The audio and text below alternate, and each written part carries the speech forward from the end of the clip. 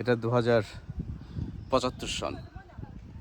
আজ থেকে মোটামুটি 50 বছর পর ঢাকা জেলার নবাবগঞ্জ উপজেলার বেড়িবাঁধ অঞ্চলে পদ্মার পরে অনেক চর জেগে উঠেছে এবং খোলামেলা অনেক জায়গা। এবং সেখানে কি করা হবে, আগেকার দিনের জমি জমা যার যতটুকু আছে অথবা যে খালি জায়গাগুলো আছে সেখানে এরকম ছোট ছোট টং ঘরের মতো উঠাই দেওয়া হয়েছে এবং মানুষজন দূরে থেকে পদ্মার পার, পদ্মার পানি এগুলো দেখবার জন্য তারা ঘুরতে আসতেছে আমাদের এই অঞ্চলে এবং রাত্রি যাপনের জন্য টং ঘর করে রাখা হয়েছে। মানুষ সেখানে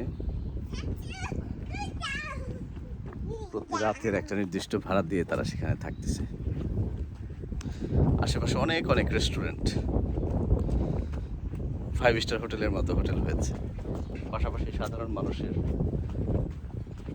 ব্যবসা বাণিজ্য সম্প্রসারণে এই ঘরগুলো, এই জায়গা, এই পদ্মার চর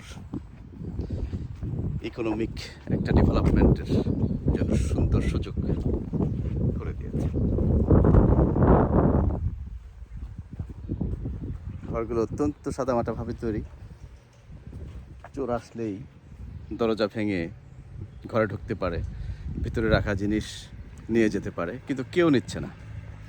কারণ হলো সবার হাতেই পয়সা আছে এবং সবার মন মানসিকতা এত এত উন্নত হয়েছে যে অন্যের প্রতি জুলুম করবার কোনো দরকার হয় না, অন্যের টাকা ছিনতাই করবার বা চুরি করার দরকার হয় না। কারণ প্রত্যেকের নির্দিষ্ট জব আছে, তাদের আর্নিংস আছে।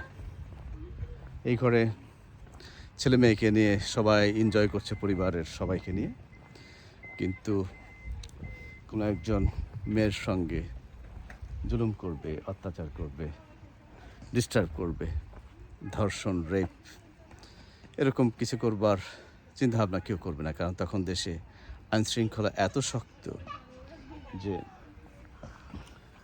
এই জাতীয় কিছু করলে তার সাজা হবে। এরকম একটা সময় 2075 সাল নাগাদ অথবা তার আগে চলে আসতে পারে।